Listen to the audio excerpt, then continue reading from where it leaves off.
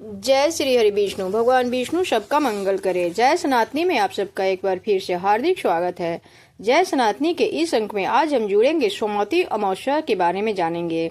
सोमवती अमावस्या कब है, सोमवती अमावस्या का महत्व क्या है, इसका सही डेट क्या है, शुभ मुहूर्त क्या है, पूजन विधि क्या है, व्रत कथा क्या है, इस अंक में जानते हैं।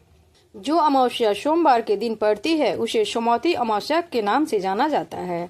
इस दिन भगवान शिव की पूजा का विधान है। ऐसे में आइए जानते हैं साल 2024 की आखिरी सोमवती अमावस्या का व्रत कब रखा जाएगा। सोमवती अमावस्या का व्रत भगवान भोलेनाथ की पूजा को समर्पित होता है। जिस महीने में अमावस्या तिथि सोमवार के दिन पड़ती है उसे सोमवती अमावस्या के नाम से जाना जाता है। अमावस्या की तिथि के दिन भगवान विष्णु और लक्ष्मी जी की पूजा का विधान है। इसके साथ इस तिथि पर पितरों की पूजा करने से भी उत्तम फल प्राप्त होती है। साल 2024 का समापन होने वाला है। ऐसे में आइए जानते हैं कि साल 2024 की अंतिम अमावस्या कब पड़ रही है। इसके शुभ मुहूर्त के बारे में जानते हैं। पंचांग के अनुसार सोमवती अमावस्या का व्रत हर साल पौष महीने के कृष्ण पक्ष की अमावस्या तिथि के दिन मनाई जाती है।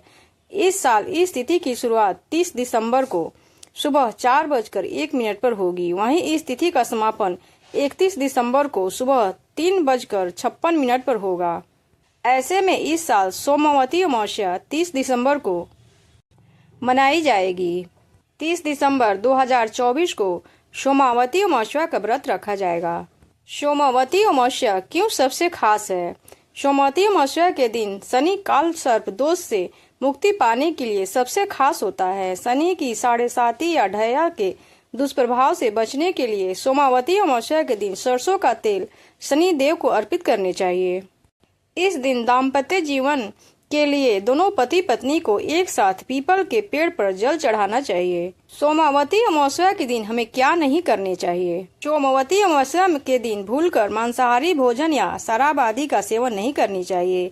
इस दिन चना, मसूर दाल, सरसों का साग और मूली खाना वर्जित माना जाता है। इस दिन किसी का अनादर नहीं करना चाहिए। इस दिन कोई भी शुभ कार्य या मंगलिक कार्य जैसे शादी या सगाई आदि नहीं करनी चाहिए। इस दिन कोई भी ऐसा काम नहीं करनी चाहिए जिसे पितृदोष लगे। सोमवती अमावस्या व्रत धारण करने के बाद सोमवती अमावस्या व्रत कथा अवश्य श्रवण करनी चाहिए। सोमवती अमावस्या के दिन पवित्र नदियों का स्नान करना महत्वपूर्ण माना जाता है। यदि संभव न हो तो नहाने के पानी में गंगाजल मिलाकर स्नान कर सकते हैं। इस दिन दान, गरीबों और जरूरतमंदों को अनाज, कपड़े आदि दान करने से सोमवती अमावस्या के दिन अपने पितरों का तर्पण और पूजन का विधान है। इस दिन बड़ों का सम्मान करें और सभी से प्रेम पूर्वक व्यवहार करें। किसी मंदिर या धार्मिक स्थान पर जाकर भगवान विष्णु की पूजा करनी चाहिए। सोमवती अमावस्या व्रत कथा। एक गरीब ब्राह्मण परिवार रहता था। उस परिवार में पति पत्नी एवं उनकी एक पुत्री थी। उसकी पुत्री समय के गुजरने के साथ साथ धीरे धीरे बड़ी होने लगी। उस पुत्री को बढ़ती उम्र के साथ सभी स्त्रियोचित सद्गुण का विकास हो रहा था। वह कन्या सुंदर, संस्कारवान एवं गुणवान थी, परंतु गरीब होने के कारण उसका विवाह नहीं हो पा रहा था। एक दिन उस ब्राह्मण के घर एक साधु महाराज पधारे। साधु उस कन्या के सेवा भाव से अत्यधिक प्रसन्न हुए। कन्या को लंबी आयु का आशीर्वाद देते हुए साधु ने कहा कि इस कन्या के हाथ में विवाह का रेखा नहीं है। तब ब्राह्मण दंपति ने साधु से इसका उपाय पूछा। कन्या ऐसा क्या करे कि उसके हाथ में विवाह योग्य रेखा बन जाए। साधु महाराज ने कुछ देर विचार करने के पश्चात अपनी अंतर्दृष्टि से ध्यान करके बताया कि कुछ ही दूरी पर एक गांव में सोना नाम की एक धोबिन महिला अपने बेटे और बहू के साथ रहती है, जो बहुत ही आचार विचार और संस्कार संपन्न तथा पतिपरायण है। यदि यह कन्या उस धोबिन की सेवा करे और उस महिला इसकी शादी में अपने मांग का सिंदूर लगा दे तथा उसके बाद उस कन्या का विवाह हो तो इस कन्या का वैधव्य योग मिट सकता है।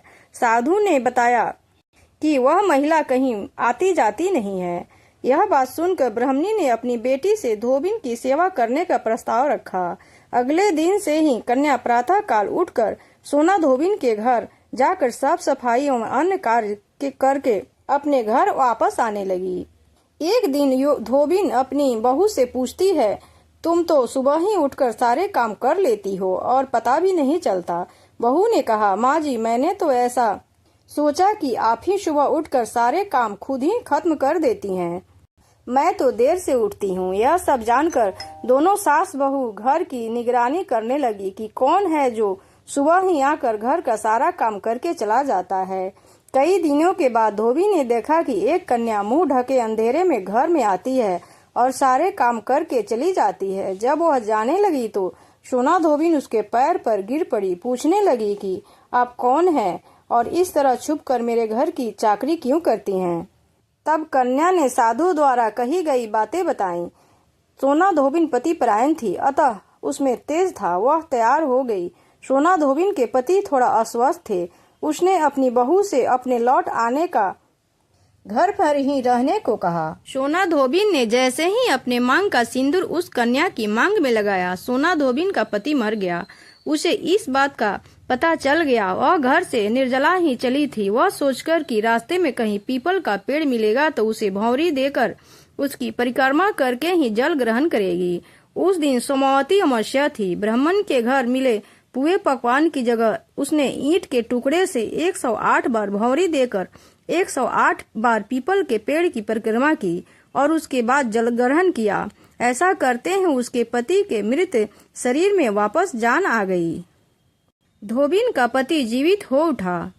इस व्रत में पीपल के पेड़ में कच्चे सूत को लपेटकर 108 बार सिंदूर की पुड़िया बनाकर पीपल को चढ़ाने से अखंड सौभाग्य की प्राप्ति होती है तथा वहीं बैठकर भगवान विष्णु के मंत्रों का 108 बार जाप करना चाहिए तथा पीपल के पेड़ के नीचे एक घी का दीपक अवश्य जलानी चाहिए। पीपल देवता की विधिवत पूजा करनी चाहिए। ऐसा करने से सारे संकट दूर हो जाते हैं और भगवान विष्णु और माता लक्ष्मी की कृपा प्राप्त होती है। अगर अभी तक आपने इस चैनल को सब्सक्राइब नहीं किया है तो कृपया सब्सक्राइब कर लें और वीडियो पसंद आए तो लाइक भी कर दें। इसी